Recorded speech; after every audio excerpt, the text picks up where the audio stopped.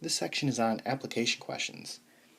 The math in this section is the same as the previous section, but now we are asked application questions, so there is a context to the equations and inequalities. For example, let's say we are running a business that sells two different products. We'll let X be product 1 and Y be product 2. So there are many things to consider. Each product sells for a different amount of money. Each product takes a different amount of time to make, and we only have so much time. Each product requires a different amount of space to store, and we only have so much space. So, taking all of these things into account, how many of each product can and should we make and sell to maximize profits?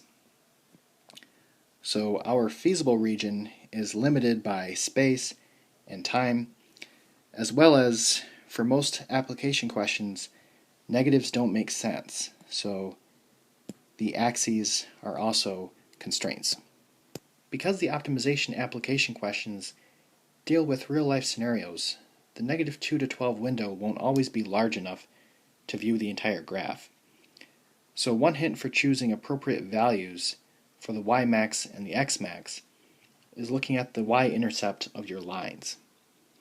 So for example, let's say our constraints are y is greater than or equal to 2x plus 45, y is less than or equal to -3x plus 500, and then x is greater than or equal to 0, and y is greater than or equal to 0. So finding the y-intercept of our lines, we know that one line crosses the y-axis at 45, and the other crosses the y-axis at 500. So a good starting value for the y-max is actually going to be like around 510, so just a little bit above the highest y-intercept. Now, choosing a good window is not an exact science, and there are many correct windows, so if you use like 505 or even 501, that would be fine. The important thing is that you can view all of the corner points of your feasible region. So looking at question number 1, a shawl requires 1 hour of spinning the yarn, 1 hour of dyeing the yarn, and 1 hour of weaving. An afghan needs 2 hours of spinning the yarn, 1 hour of dyeing the yarn, and 4 hours of weaving. There are at most 16 hours for spinning, at most 12 hours for dyeing, and at most 28 hours for weaving. If each shawl sells for $30 and each afghan for $50, how many of each shawl and afghan should be made to maximize revenue? What is the maximum revenue? And we are letting x equal the number of shawls and y equal the number of afghans.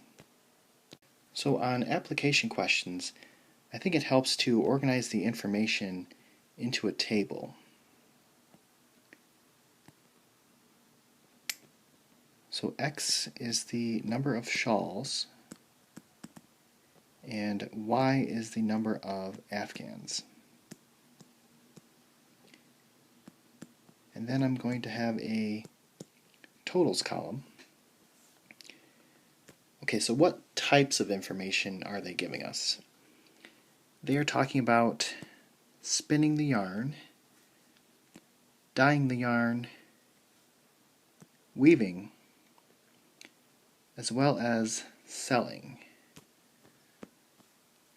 So we have spinning,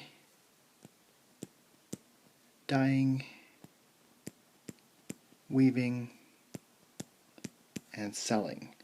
So the types of information, I'm going to put that on the side. So a shawl requires 1 hour of spinning, 1 hour of dyeing, 1 hour of weaving, and it sells for $30. So that's going to be my column. 1, 1, 1, and 30.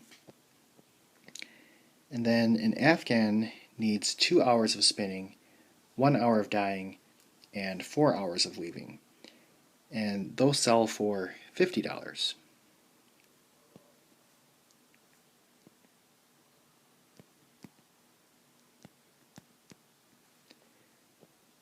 Okay, what else do we know? We know that there are at most 16 hours for spinning. So this has to be less than or equal to 16 because it can be at most 16. There are at most 12 hours for dyeing, so this is less than or equal to 12. There are at most 28 hours for weaving, so less than or equal to 28. And then finally, we are trying to maximize the revenue. So I'm going to put max here. Next, I want to translate my table into my equations. So these are going to be my coefficients of my x's. These are going to be my coefficients of my y's. And then these three are going to be on the other sides of the inequalities. The one that says max, this actually tells us that the 30x plus 50y is our objective function. So this is the one that we are trying to maximize. So we're not actually going to graph this, we're just trying to maximize it. But the other three, those are constraints. We need to graph those. So this first one is going to be 1x plus 2y is less than or equal to 16. And whenever it's a 1, we don't actually need to put the 1. So x plus 2y is less than or equal to 16. The second one is x plus y is less than or equal to 12. And then the third one is x plus 4y is less than or equal to 28. So there's actually two more inequalities that we need, and they're not found in the problem, but we need to know to put them. And that would be x and y both have to be greater than or equal to 0. So this is because of real life, meaning we don't want to have to deal with negative numbers in this problem. Okay, so I need to graph my lines so I can find my feasible region. So I need to solve for y in these three inequalities.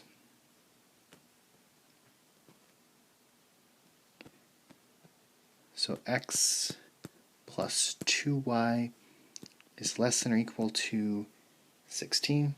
I want to subtract x from both sides, and then divide both sides by 2.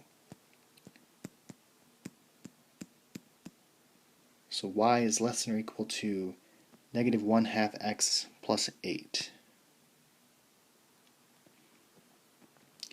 The next one is x plus y is less than or equal to 12. If I just subtract x from both sides, then y is less than or equal to negative x plus 12. And then lastly, x plus 4y is less than or equal to 28. I want to subtract x from both sides, and then divide both sides by 4. So y is less than or equal to negative 1/4 x plus 7. So I'm going to be graphing these three lines as well as y is greater than or equal to 0. So we can't graph the x one, we have to do that by hand. So I'm ready to graph my lines on my calculator. So if I go to the y equals menu and type them into y1 through y4, I actually do want to change my window. And I know that my highest y-intercept is 12. So if we go to the window, I'm going to change my y-max and my x-max to be a little bit bigger than 12. So let's try 14. Again, it's not an exact science. And this is what our graph looks like. Next, I'm ready to do the shadings. And I like to do the reverse in the shadings because I think it's easier to look at. So my first three inequalities were all less than or equal to. But because I'm doing the reverse, I want to pick the upper triangle or the upper shading for these. And then for the y is greater than or equal to 0, I'm going to choose the lower shading. So if we press graph, this is our feasible region. And again, manually we need to cut off this because x has to be greater than or equal to 0. So we can't have negatives. So my feasible region is going to be right here. Now I do want to calculate the intersection points, and it's going to help to remove the shading while I'm doing that. So if we go to y equals and change these all back to the line symbol and then regraph it, we can find our intersection points. Before we find the intersection points on the calculator, I want to draw the graph on our paper. So it's going to look something like this.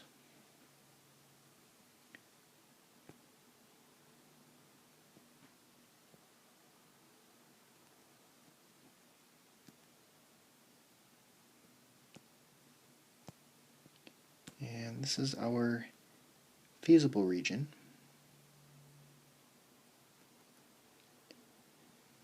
And we have 5 corner points that we need to find. So now I'm finding the intersection points on the calculator. And I'm actually skipping some steps here, but if you want to see all of the steps of how to find the intersection point on the calculator, you can refer back to some of the previous videos. So the intersection points are 4, 6, 8, 4, 12, 0, and 0, 7.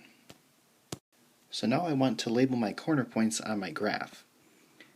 We have 0, 0, 0, 7, 4, 6, 8, 4, and lastly 12, 0. So these are the points that I want to plug into the objective function. And I'm trying to find the maximum value. So if you plug in 0, 0, you get 0. If you plug in 0, 7, you get 350. If you plug in 4 and 6, you get 420. If you plug in 8 and 4, you get 440. And if you plug in 12 and 0, you get 360. So our answer is going to be the 440. But because this is an application question, we need to put some kind of context to this. So this means that the maximum revenue is $440, and this is at 8 shawls and 4 afghans.